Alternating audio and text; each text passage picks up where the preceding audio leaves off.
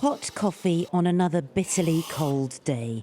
This community coffee shop near Nottingham not only provides drinks but warmth all day for those who need it.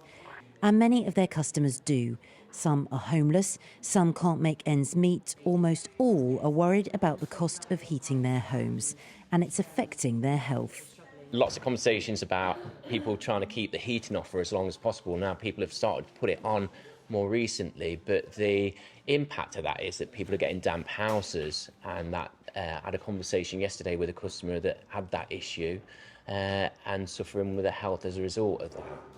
Pauline says she's lucky as she can afford her heating, but for how long?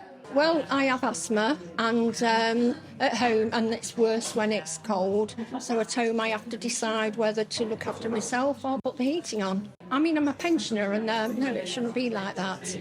Others are not so lucky. New government figures suggest over 10 million people who live in private households in England are currently classed as living in poverty.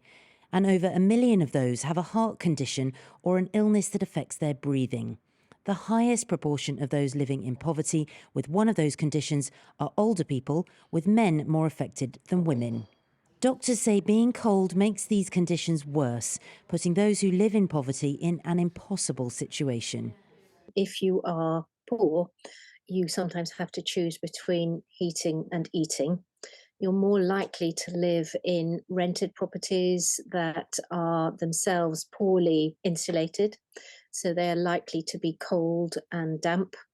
And we definitely know that cold and dampness increases the risk for people who have underlying chronic conditions.